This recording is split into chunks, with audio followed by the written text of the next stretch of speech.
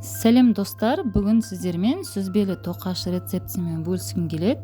Дәмі керемет, бір жасағаннан ақ бірден керемет болып шығады. Менімен бірге болыңыздар. Ол үшін бізге қажетті ингредиенттерді толықтай описанияда қалдырамын. Жасалу жолы өте оңай, жасап көріңіздер, бір жасағаннан ақ шығады. Ол үшін біз ыдысымызға сүтімізді, жұмыртқамызды және сұйық майымызды құйып, осылай араластырып аламыз. Оның үстіне сикерімізді саламыз. Тағы да жақсылап араластырамыз.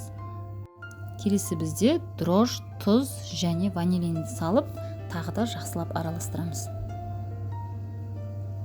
Енді осының үстіне бөлме температурасындағы сары майымызды салып, ұнымызды салып, қамыр елейтін боламыз.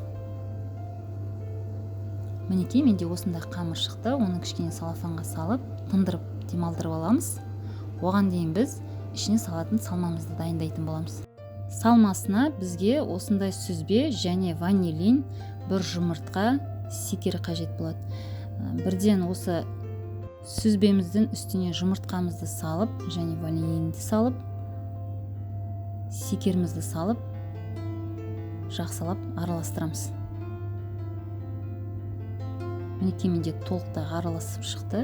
Дәл осындай етіп араластырасыздар. Келесі бізде қамырымызды, жаңа дайын болған қамырымызды жайып дайындайтын боламыз.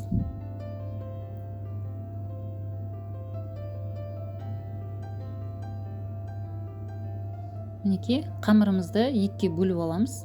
Екіге бөлгенде бір бөлігінен кішкентайлау болу керек. Яғни біреуі астына, біреуі үстіңгі бөлігіне кететін.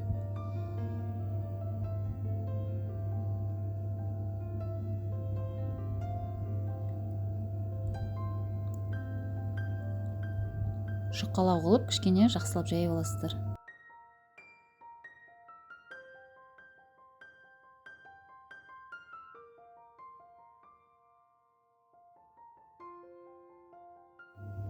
Осы сәтте мен пешімді қыздырып қойдым.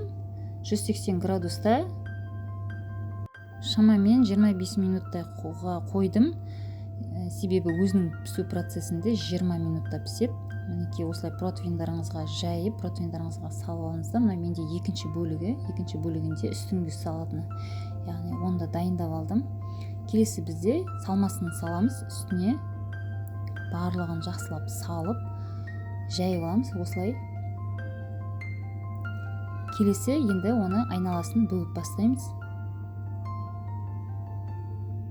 Өте оңай жасалуы. Мінекей, менде осылай етіп өзім арнайы жаңағындай осылай етіп дайындап алдым үстіңгі бөлігін. Енді оны астына қарай бөлеміз. Мінекей, дайын болды. Енді осының үстіне смазкасын жағамыз. Яғни бір жұмыртқамен кішкене сүтті ғана араластырып алып, дәл осылай жағып шығасыздар. Қызып тұрған пештеріңізге салып, мінекей, дәл осындай етіп сүзбелі тоқаш дайындап аласыздар. Өте керемет, бір жасағаннан дәмді және әдемі болып шығады.